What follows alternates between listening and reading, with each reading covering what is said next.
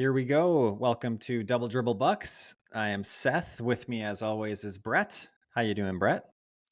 Doing all right. We just had a tough loss, but there's a lot of optimism for that loss in a surprising way. So I'm looking forward to getting into it. Yeah, it was nice to see him come back. It was kind of a weird game. We texted a couple times, and I was saying that it feels like we're down 25 when we were down 12.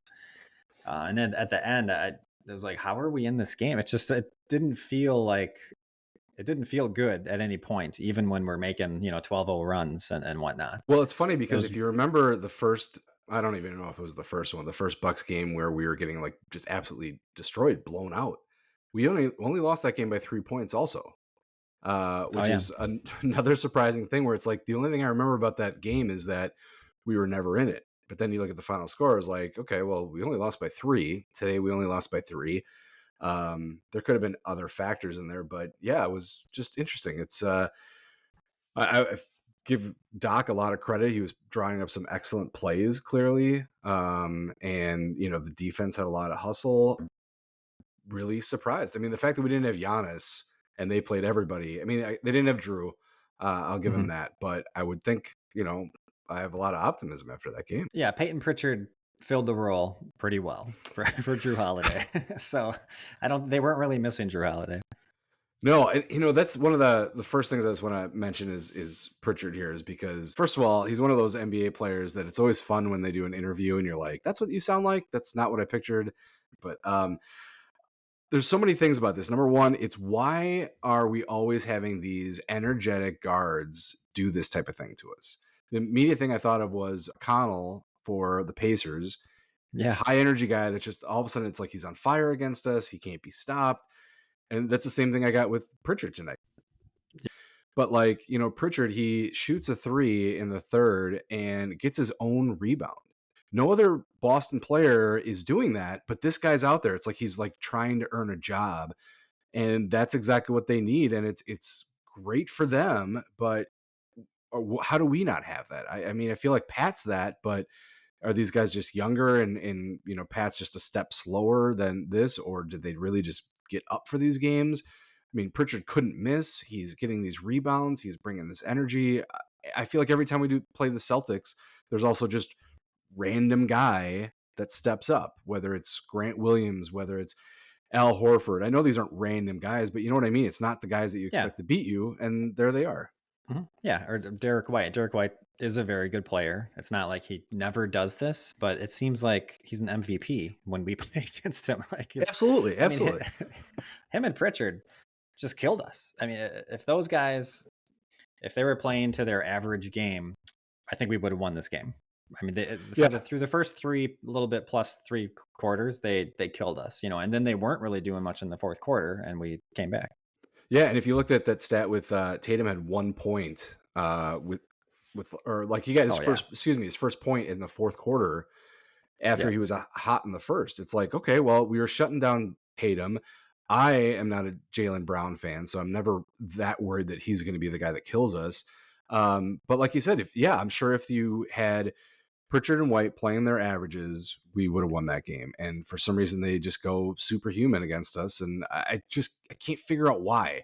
And an early note I had was, okay, well, when they are getting hot in the beginning of the game, isn't this a time, especially when we're down 20 at one point? So clearly we came back. Clearly these, we talked about it before. The 20-point leads aren't safe anymore.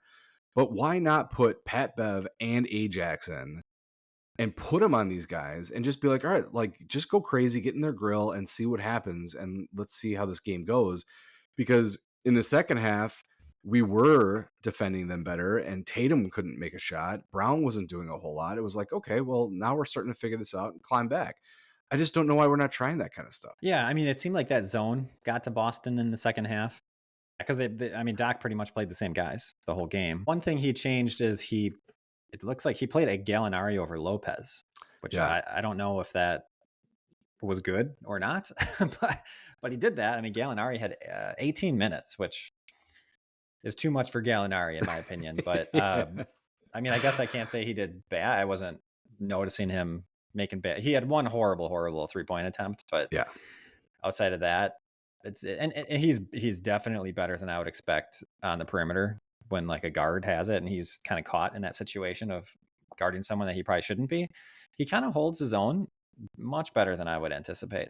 Yeah, that's a good So, point because I didn't see him out there being like, "Why is he there?" Like, get him off the mhm. floor. I never felt that. I mean, yeah, outside of that horrible three, it was like, okay, like he had a couple good dunks. He was playing decent defense. It was like, okay, that worked for me. I'm okay with it. My guess was Doc had him out there because he can guard the perimeter better than Lopez, and that he's going to contest the 3-pointer shooters. Otherwise, I don't understand it because I think Lopez ended with like 22 minutes or something, lower than you would expect. So, I mean, maybe it worked because we definitely did a better job in the second half. So, I guess to give Doc some credit there. One thing I wanted to mention is Porzingis maybe was worse than he normally was in terms of shooting. He missed some open threes, so maybe we got lucky on that end. But the thing about Porzingis, it seems like we can really take advantage of him.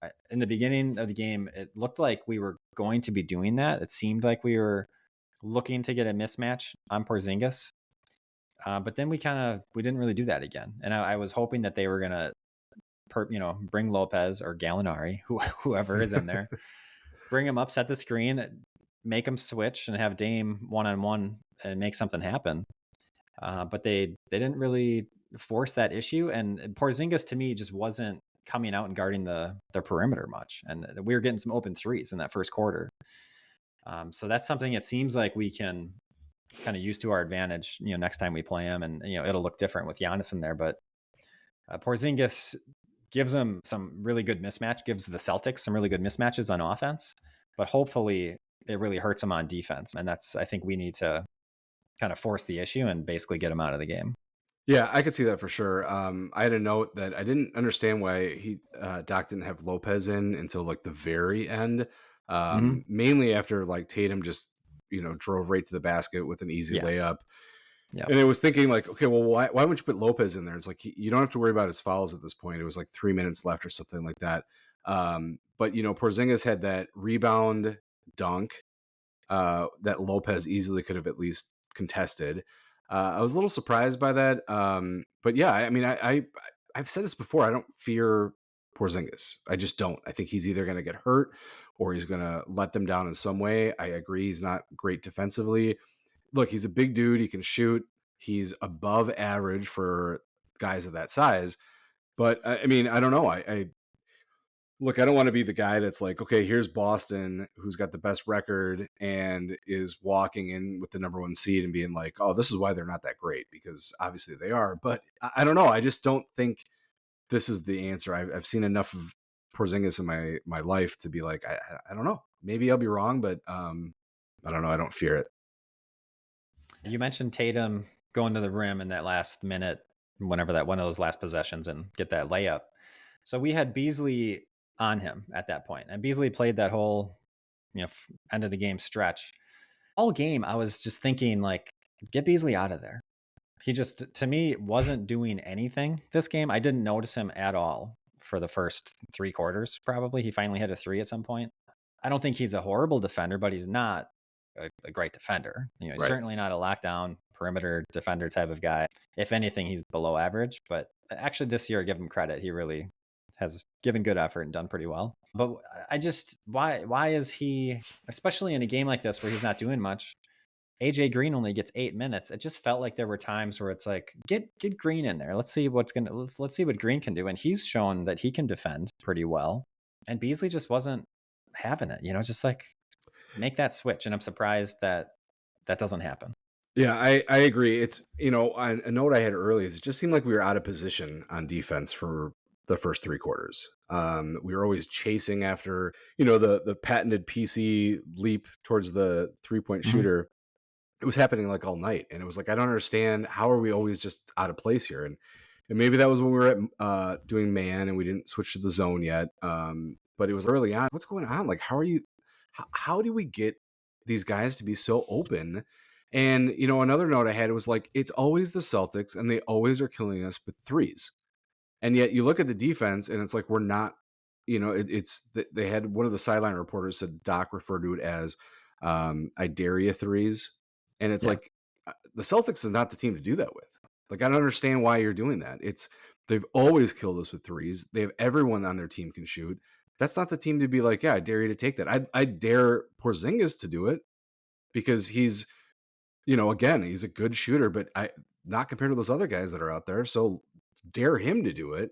And all right, if he gets hot, then you mix it up. But I don't know. Pritchard's hot, and how many times was he wide open on a three? And when he wasn't, Yeah. White was, and it was like, come on, like these guys are killing you, and you're not changing anything. I don't get it.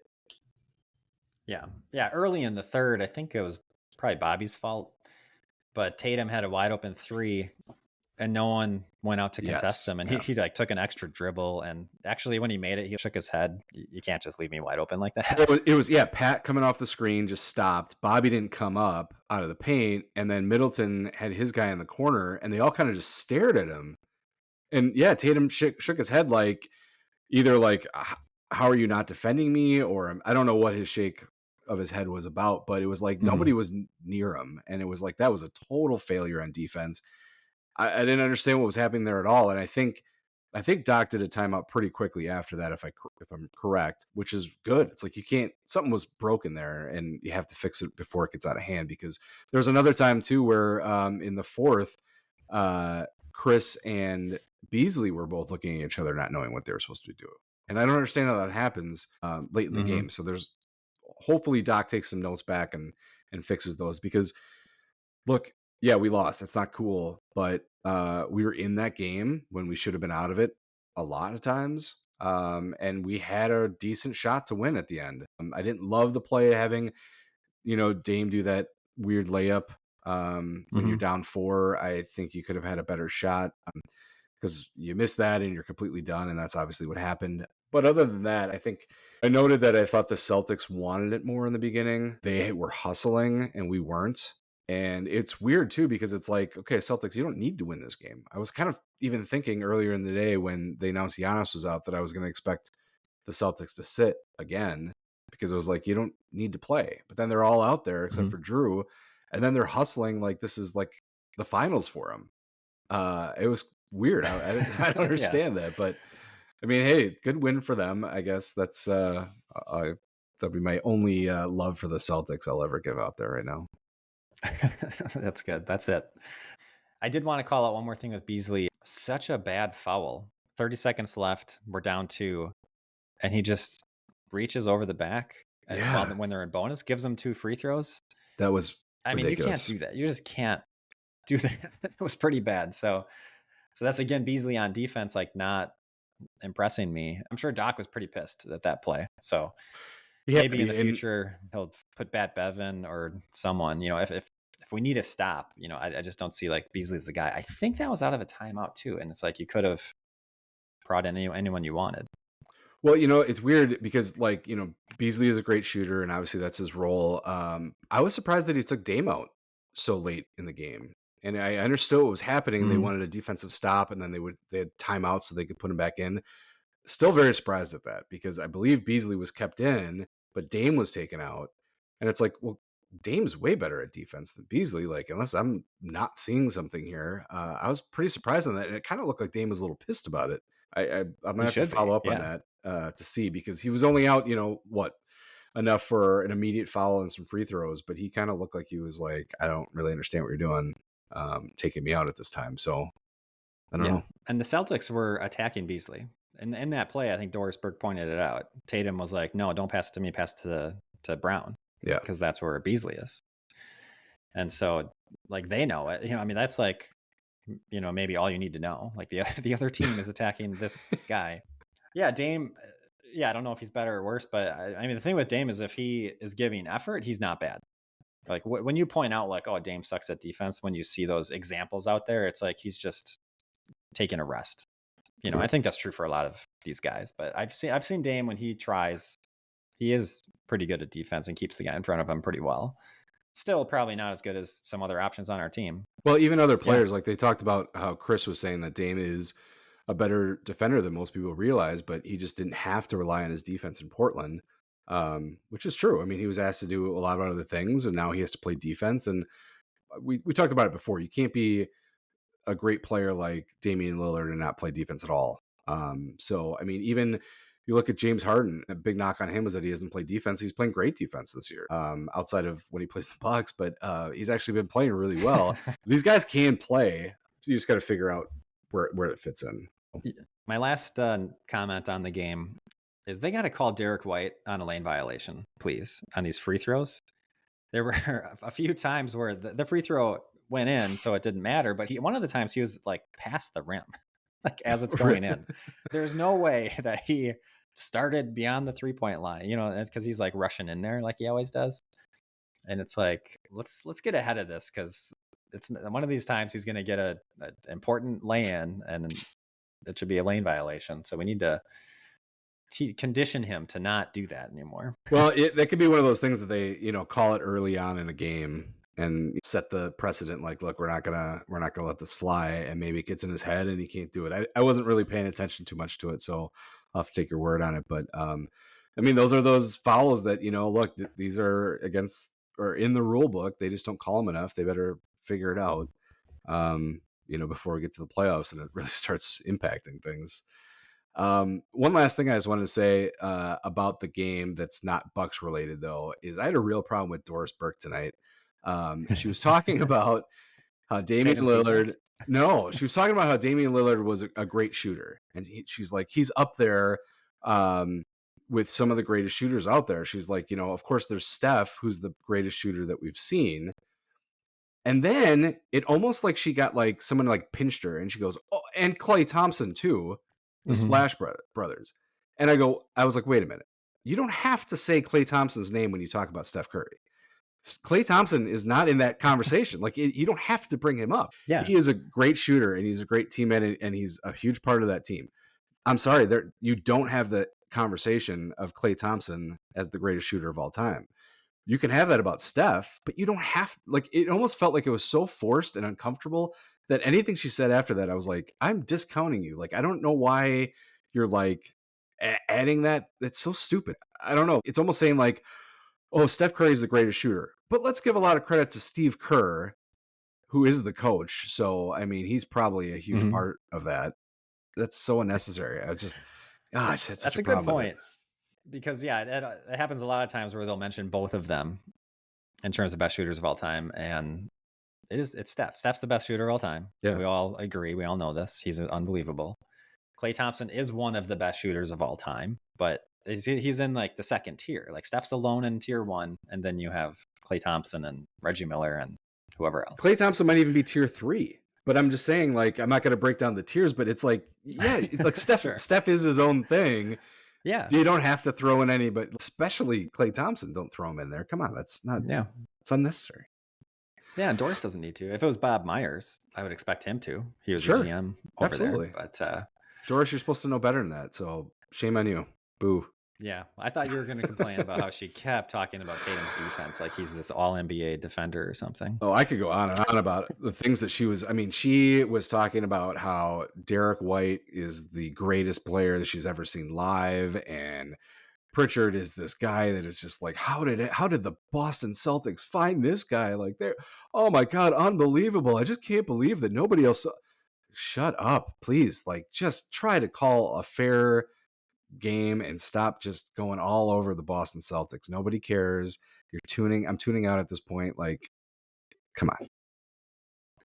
All right, well, let's talk about the Bucks without Giannis and the Bucks without Dame. So after tonight, Bucks are 3-2 without Giannis, and they're 0-5 on the season without Dame. A couple other stats I found. Dame actually has the best plus minus on the team with 14.8. Obviously, Giannis is also very good, 12.6, but Damian Lillard a little bit better plus minus.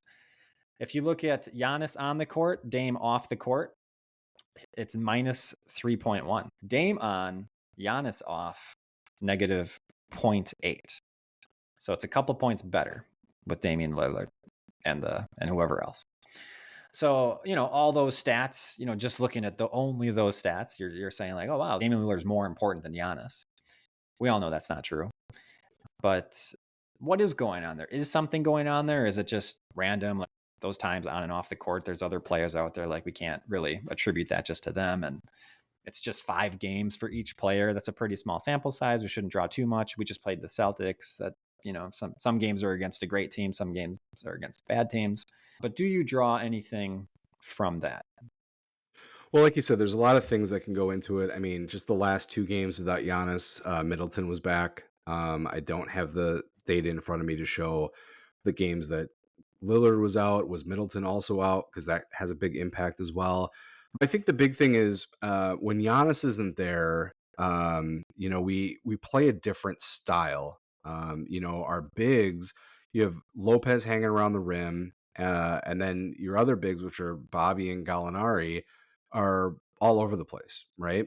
When Giannis is there, you kind of have a mix of like where everyone's going to be. You don't see as many small lineups with Giannis on the point or as in the 5 as we've talked about. You don't see that too often. I don't know if, in those games that maybe Doc just hadn't figured out where he wants to have Giannis. That could be part of it. Dame is such a playmaker that if you take him out, we have a lot of players that can play the point, but they're not the same playmakers. Giannis is a playmaker, but not setting up the entire team playmaker, if that makes sense. I mean, he does, but not the same way. Whereas then you look at like Pat Beverly, PC, those guys are good point guards, but they're not running the offense. That's why a lot of times you'll even see Middleton bringing it up in Mm-hmm. lineups that have both Pats. Yeah. Middleton's the one that's kind of bringing it up. So there could be something to that maybe we just haven't figured out the playmakers in that. The more I talk, the more I really want to know the stat, because I feel like this could be one of those bullshit stats that you're going to look back and be like, all right, let's break this down. When Dame wasn't playing, it was under Griffin and Middleton was out. And, it's going to be something like that, it's a cool stat to show on TV and get us to talk about it on the pod. But then when we peel it back, we're going to, I think, discover something is kind of false about the whole thing. The one thing I'd say, though, is with Dame on the court, I guess 2 things. One is defenses play different. Like we've talked about a lot of times, they're going to pressure him, deny him the ball, or they'll kind of blitz him and make him get rid of the ball. And that's really disrupting their whole defense. Now they have like 2 guys on him, or they're playing all the way up to the half court line almost. So the defense, how they're defending, is drastically changing with Damian Lillard on the floor. That's not to say it's not very much affected by Giannis on the floor, and I'm sure they have different strategies with that. But Damian Lillard on the floor or off the floor, it's very different, and it's really stretching the floor significantly. There's a lot of gravity that Damian Lillard has. I'm not saying it's better with him, but there are reasons why the game is different and easier for the Bucks with Damian Lillard on the court, even when he's not playing well. I think he is having a big impact on the game. Yeah, I think so. And I think that's the thing that, really adds to that stat just being so kind of skewed, I think, is because of stuff like that. It's a good talking point. It's obviously better when they're all out there and Giannis, it's still Giannis's team. So we can't go down the narrative of, are we better without Giannis, as we joked about? Because obviously that's not true. But, look, I think to kind of peel off that one, having Chris Middleton back is just like the biggest game changer of all. He is just such a great shooter, defender, that when we get those big 3, which they really haven't played that much, especially under Doc, that I think you're going to really see this team take off, and those stats aren't going to mean anything because, Chris really is the difference maker, I think, when we're going to be making a title run.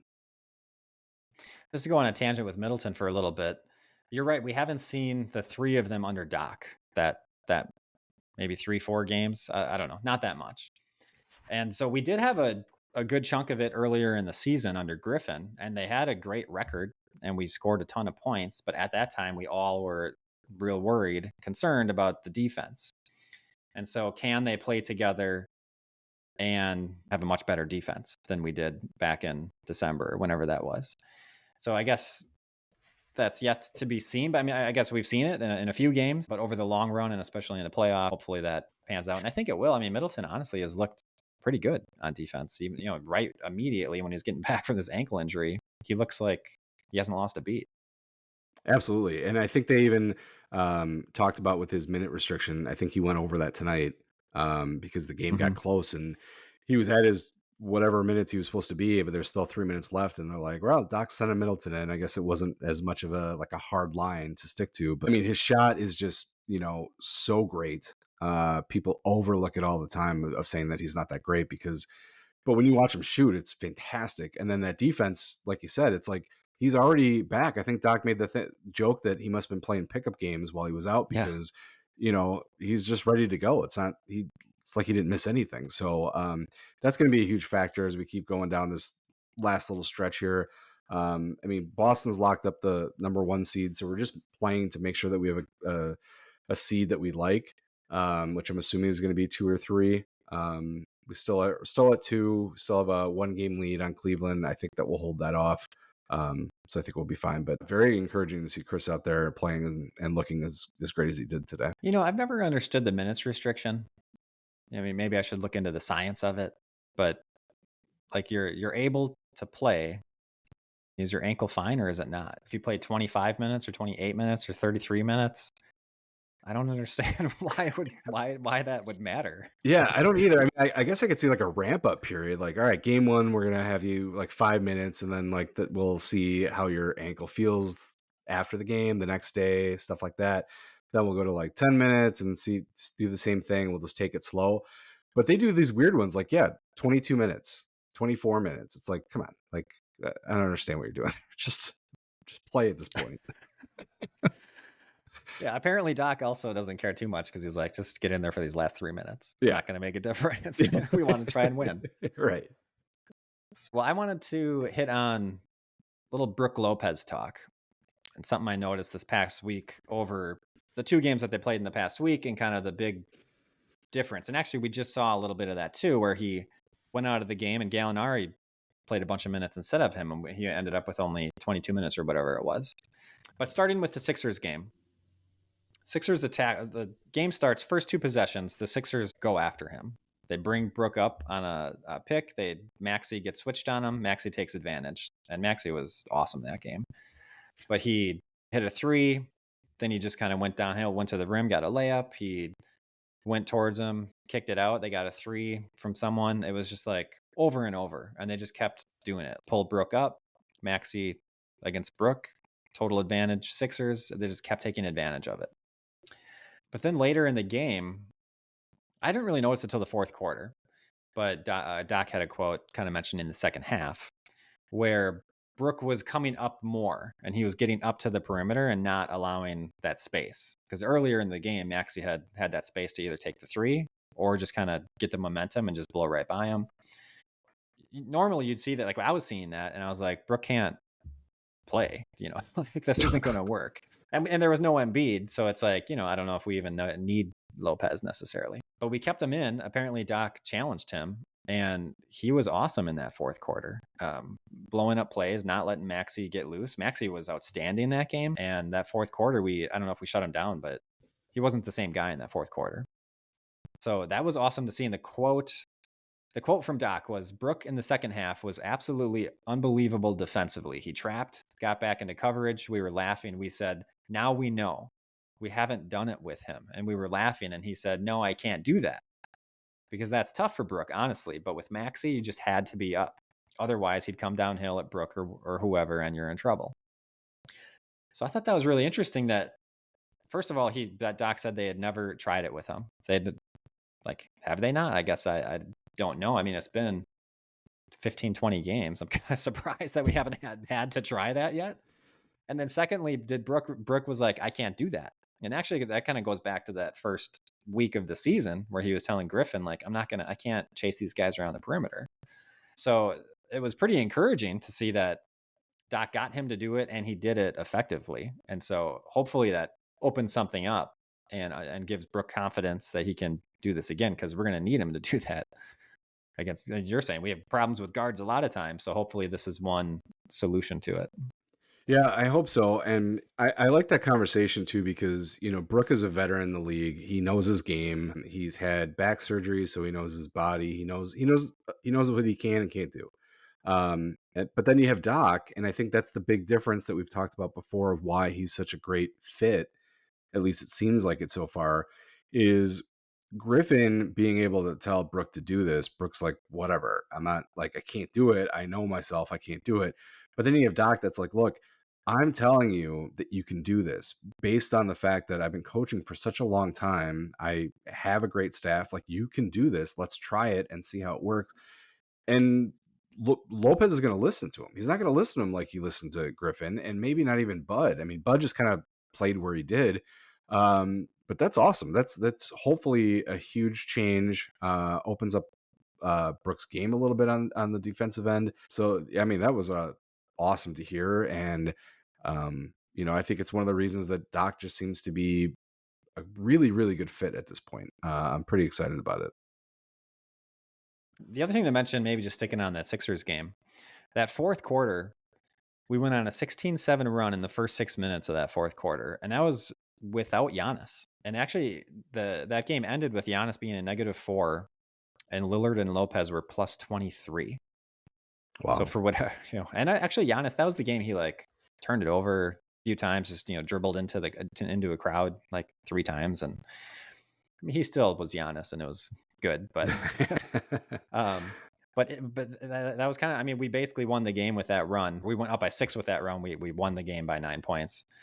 So that was a pretty important stretch. And that same stretch, we actually had AJ Green in for Pat Bev and PC in for Crowder. And so this is not the first game. I can't recall what game it was. Maybe the Clippers. Not the first game that AJ Green in the fourth quarter closing a game out for us. I'm surprised he's not getting more minutes. It seems like he's earned it, even with Doc at this point.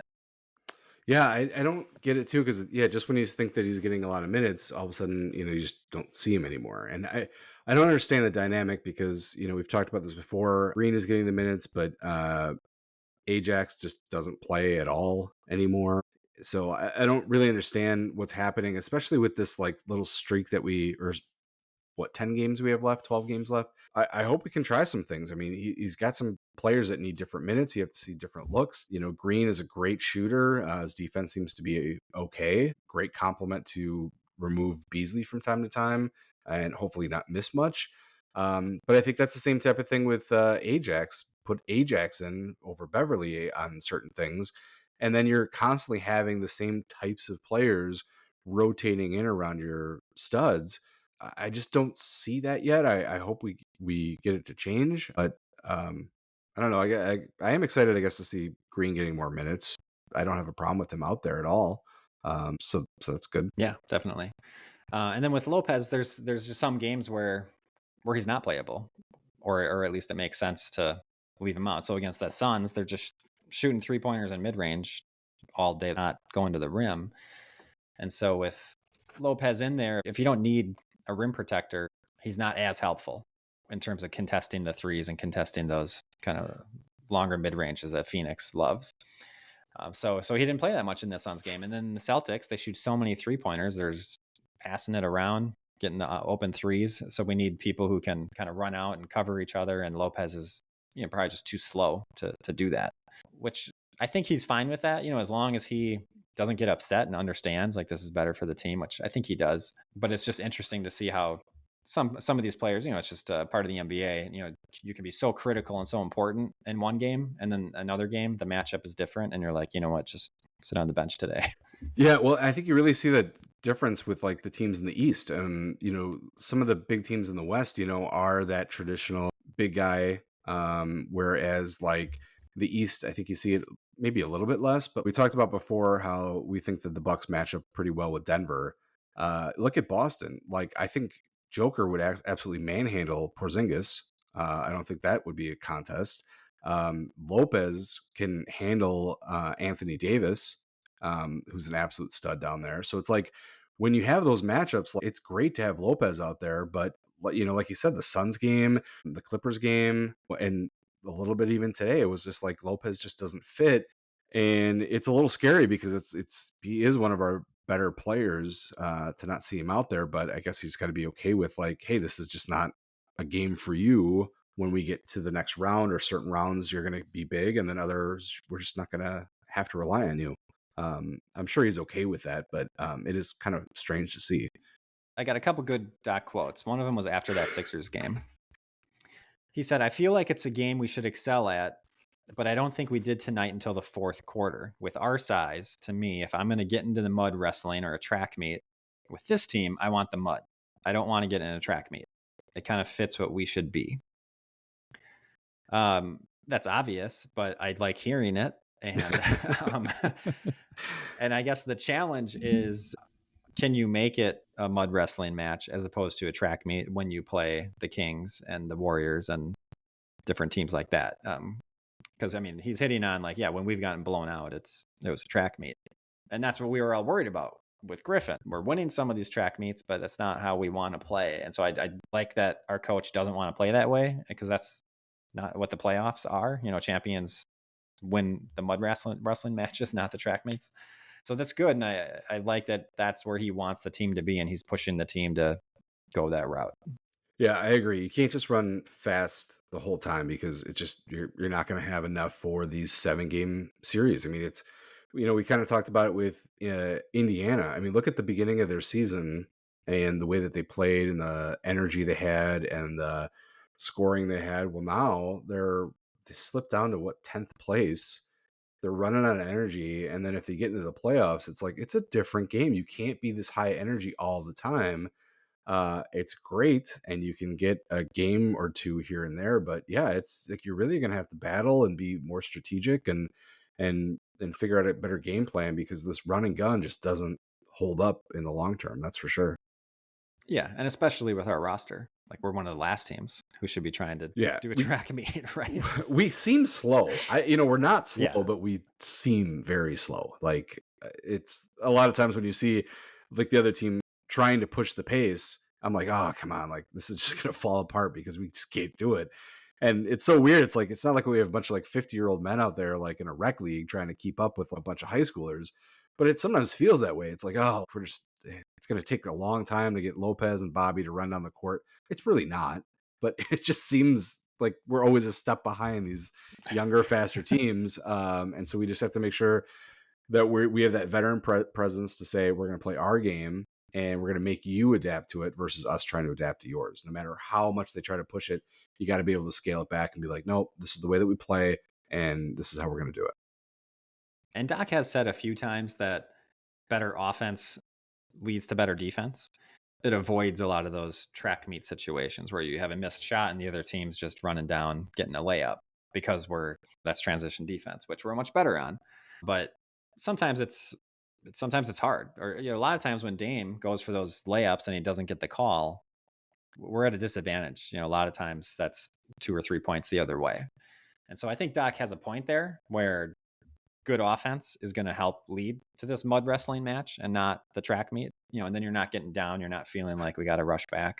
But at the same time, you do also have to be disciplined on defense and just, get back on defense, make sure they're not having easy like 3-on-2s and things like that.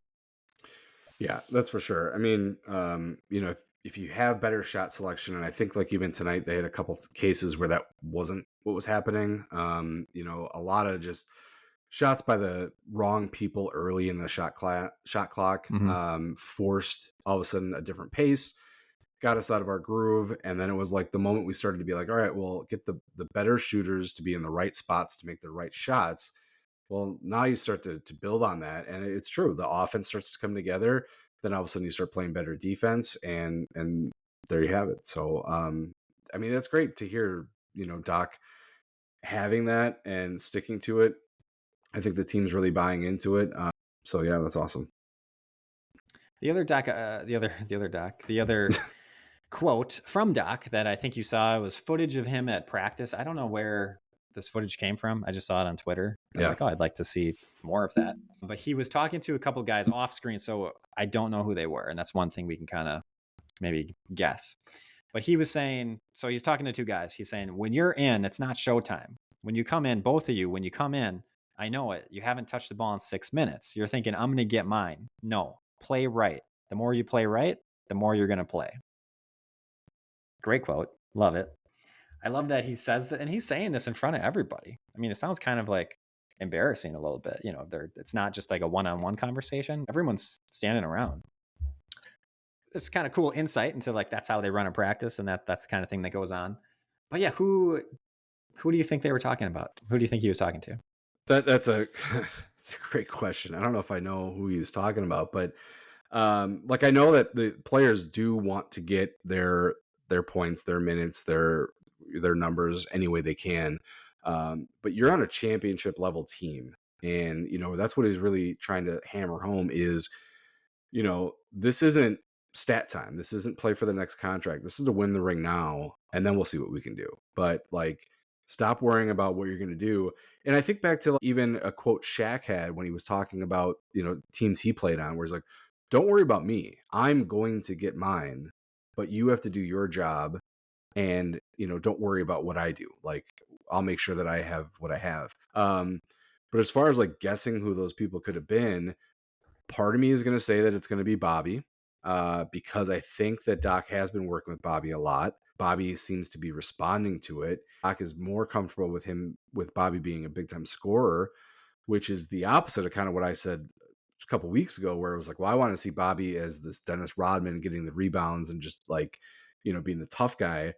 Well, he's unloaded on this scoring and it's fantastic. And he's like being trusted. So maybe part of it was, hey, Bobby, when you're going to go out there, like you can be the scorer, but you're playing the way that we need to play. Don't go out there and try to make a splash right away. Like play into it and those points will come, things will come. And, look at the game against Phoenix. Like that was a huge Bobby game.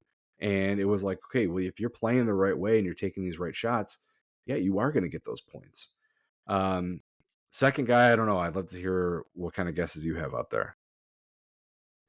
Yeah, I mean, I think for sure one of them's Bobby. Well, first of all, I think you have to assume it's not a starter. I wouldn't think I would he's saying think this so, to a right? starter. I guess maybe a Beasley is the kind of guy that maybe you could say that to. I mean, you can't say this to Damian Lillard or Right. Chris Middleton or Giannis, obviously. Yeah. So yeah, I'm thinking it's bench guys, and it's like some of those bench guys are not like this is not what I think of. Like Pat Connaughton can't be the guy he's talking about. No. I wouldn't think it'd be Pat. I mean, Pat Bev does take some dumb shots sometimes, but you don't think of him coming into the game just like being a ball hog or something. He's Yeah. he just sometimes does something you don't want him to do, but he's playing the right way, I'd say, for the most part. Maybe Gallinari, even though he doesn't play much. Maybe. I mean, I don't know. It's weird. It could be a Gallinari, veteran guy, new on the team. Maybe that's something. But yeah, like some of the other guys, like you talked about, stuff. I don't see it as a starter. AJ Green, I don't see being the type of guy that'd be like, let me get mine. Like, I don't think that at all. Yeah. Pat definitely isn't going to do that. Maybe let's take a shot with Pat Beverly just because of some of those things where he does seem to play the right way. He is fantastic on defense, but he does put up some real questionable shots. Mm-hmm. And maybe that was the reference. I mean, it's so difficult taking these quotes out of context and be like, well, what were you talking about right before? And what Mm-hmm. was it? So it maybe a Pat Bev only for that reason of like, getting the shots, and maybe that was a thing. But I don't know. That's a stretch. I think Beauchamp would perfectly fit. It's just that he'd never plays. Right, exactly. But otherwise, I'd be like, well, for sure, Beauchamp. So, But maybe yeah, kind of a Doc tough doesn't one. realize he's not playing these young guys as much as he does. I don't know, like Yeah, he thinks he is. yeah, maybe he's like Beauchamp. Would you get out there? And he's like, I don't play. Like, what are you talking about? Why are you always up my ass? I just don't go out there. Are you thinking about my G League game that I was in? Yeah, exactly. So yeah, I liked that clip though. Great quote. I like Doc more than I thought I would. I mean, Great. I like a lot of the things he's saying, a lot of these post game comments, and just he's just like, no, there's no bullshit with him. He just says things. He like some of the things he says. I'm kind of surprised that I'm hearing it as just a fan. Like that seems like a locker room thing. Some of the things he says. Yeah. He's very strategic, probably with what he chooses to say. In a press conference or post game kind of situation. But I like it. He's really challenging the players to like be their best and to be a championship team. This is the kind of stuff I want to hear. I So wonder if anything has to do with the fact that he's coached for a while at a lot of different places. He had the success with Boston. Clippers was a failure in the sense they didn't win anything. Then he goes to Philly, and that's a failure because they didn't win anything. So then he's brought in as a mid-season replacement. And I think maybe for the first time in a long time, he can kind of be like, I get to coach the way that I want to coach. And he doesn't have this, like, yes, the pressure is still there to win a championship. LA is a different pressure, even if the Clippers were never serious contenders under him. Philly, of course, is a different story too, but that's way more East Coast. You're going to have more scrutiny. You're in Milwaukee. Like, you do have the team, but maybe the media isn't as harsh as you. Maybe you're also like, look, this is my last stop. I got a 4-year deal. When I'm done, I'm done. Like, I'm just not doing it anymore. So I'm gonna be more open. I'm gonna be more honest. I'm gonna challenge more people, and this is just what I'm gonna do. I'm done playing the little games, worrying about, what's my next contract, what's this, my next stop. Like, this is it. Like, I'm just gonna do it the way I want to do it. I like that theory. You might be right, and I hope it's a good thing. I hope it leads to wins, to championships. But so far, I like what I see. I wanted to bring up that NBA unspoken rule change that we talked about last time. We were saying how teams are getting 3 less free throw attempts per game on average. I saw a stat that reminded me of that. It was probably obviously connected to it. Looking at individual players and their free throw attempts, the biggest change in free throw attempts in all of the NBA after January 31st has been Damian Lillard. Really? He has 3.2 less free throw attempts per game. Wow. Since January 31st compared to, he was getting 8 per game. Since January 31, 4.8 per game. Isn't that that's dramatic? That is dramatic. And that was something that I noticed today. Like, he was definitely doing the take my shot, get my foul. He was getting the foul, but they were very quick to say no basket with him. Like, very, very quick. And they were all over that. And he had 3 or 4 of them where it was like, he's not arguing. And I know that's something that Doc was preaching to Brooke and Bobby for sure. And I'm sure it's to the whole team of, don't argue with the ref. Let me argue for you. Like, you stay there and do your thing.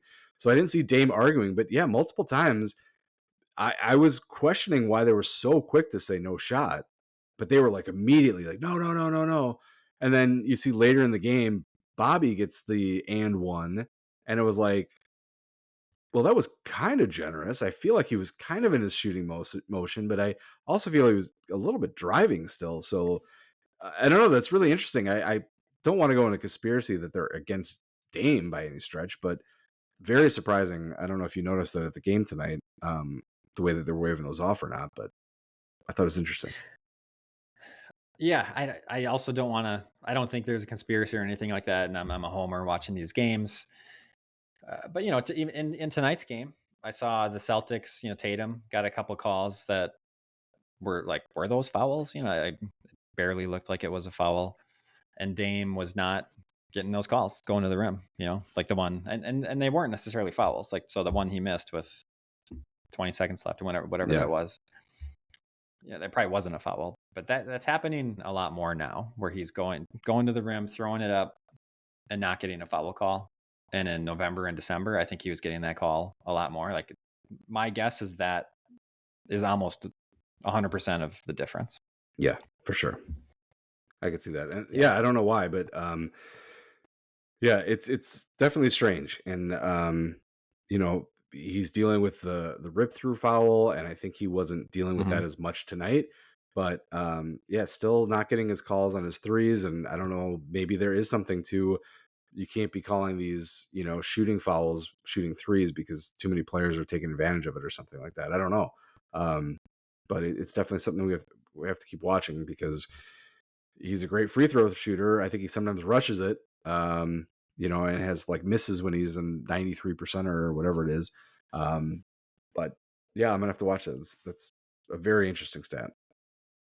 Yeah, I mean, it was funny because we were saying how we didn't really notice that real change with the Bucks, because they gave up so many points a couple of those games, and it didn't seem that different, but it apparently has been very different for Damian Lillard, at least. So yeah, it's kind of an interesting thing there. All right, well, before we end the show, I think you had one more thing for us.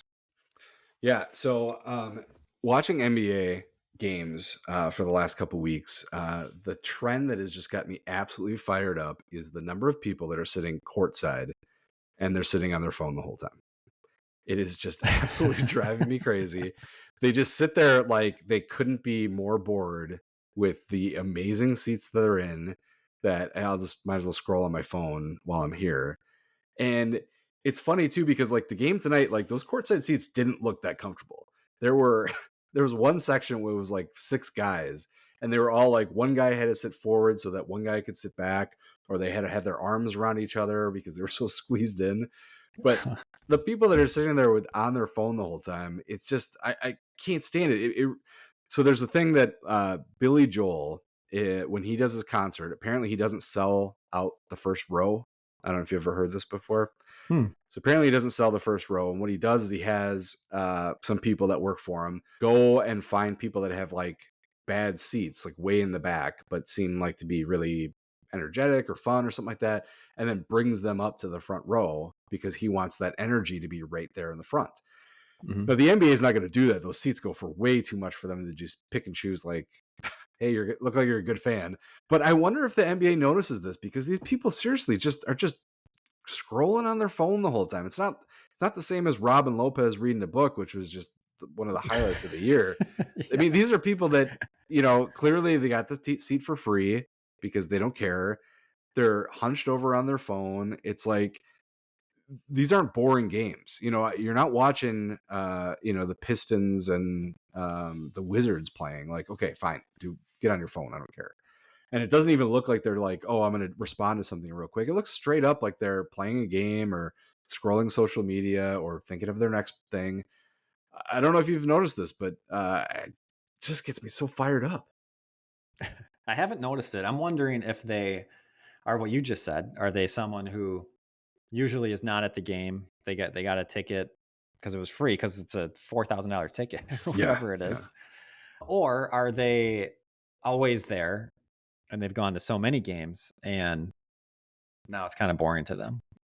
Because if this is one of a few games that you go to and you're sitting there, I mean, these guys are freaks. These guys, they're like 7-footers who can run around and dunk the ball crazy.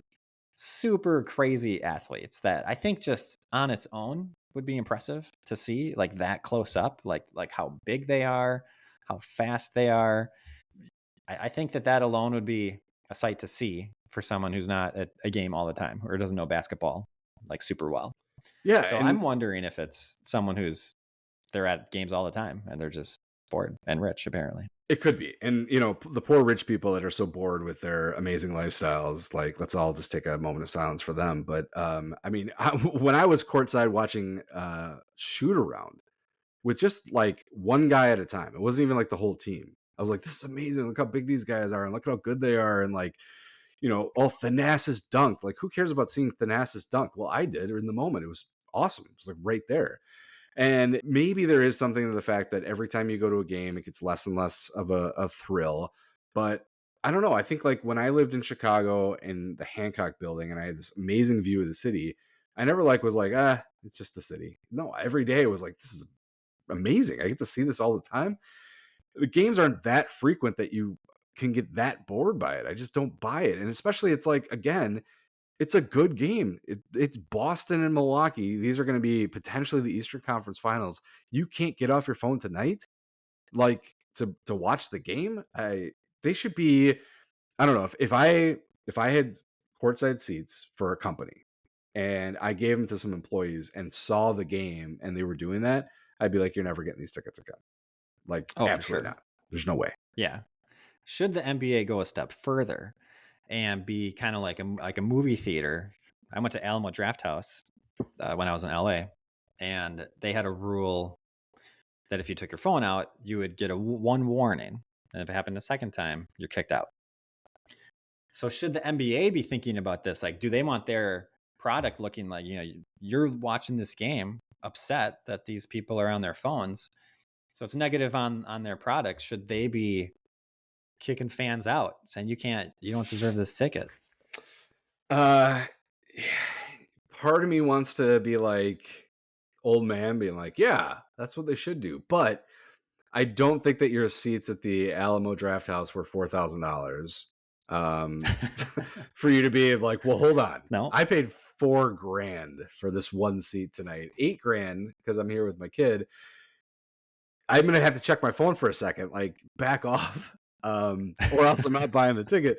I mean, Yeah. but on the flip side, it's the NBA. If someone's like, "Hey, there's an open courtside seat," someone's gonna snap it up. Like that's just gonna happen. But yeah, I mean, I would imagine the optics for these places would have to impact that. You know what? Actually, as I bring this up, so Ben's sister's husband runs the TD Garden. Okay. So I Wow. should see if he could reach out to him and say, what is your thought on watching like a big time marquee game and having all these people that are courtside on their phone? Does it bother you in any way? Do you have discussions about it, or is it just fine? Because if the NBA doesn't care, you would think the Garden people would be like, "What are you doing?" Yeah. Maybe you're suspended. You can't come Yeah, back to a game for X amount of games. we're gonna Or you can downgrade come back, your. but you got to be in like the cheap seats up there. Yeah, I wonder how it would go if they. Well, they can't do that. But maybe even if they kept like two seats that the organization just like picked two fans to like sit in every game, and you just had more people might go being like, hey, I get to buy a ticket and see the game, and if I'm lucky for whatever happens, I might get asked to like move down. It's the same thing like when I went to the Bucks game and they had all the open suites. They were all empty. And it was something that Hmm. when the Pfizer Forum sent me a survey, I don't ever do those, and this time I did it. And it was like, okay, I'm in this upper row or second section. If at some point they said, all right, guess what? For $50, you can have the suite, which is not much closer, but it's more room, more open. Um, for $50 if you want to watch the rest of the game down there. I might do that, right? They're going to get Yeah, an like a extra. in game decision. Like Yeah, what you're there and you have an app and you're like, hey, these are some options that you could take if you want them. absolutely. That's Hey, a are you great idea. up for an extra $50? There's a suite available. We're not going to give you all the bells and whistles of a normal suite where like the food and drink are included. You're going to have to get your own concessions, but you can sit down there, um, and for an extra $50, like it's open. Like feel free to take it. And it's not $50 per ticket, it's $50. And if you happen to be a group with 6 people, like, well, now you got way more room and you can move around, and maybe you pay like a bar service to be there. But why is it better just to have it sit there empty? Hmm. I don't understand that. I think they're missing a huge opportunity. It does seem like that. And I've gotten so many emails about those various suite options. Some of them are just kind of like a smaller, like a table, I think. I forget what Yeah. it's They're called, not, but they're not it's like huge, four all of four them. people or 6 people.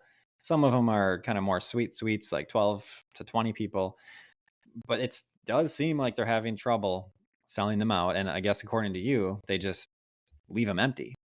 Like, why don't you lower the price as we're getting closer to the game, or like figure out some way to do this? Because I've multiple times gotten the email, looked up the pricing, and then decided, wow, that's too expensive. I'm done thinking about it. And Right. then the next time I get it, I'm like, oh, maybe they're lowering the price because they can't sell these things. No, it's still like super expensive. Like, I'd rather just buy a regular ticket. Like get it to the point where you're enticing me to get a group of friends and get the suite. But you're making it more expensive than if we all got our own tickets and like bought beer.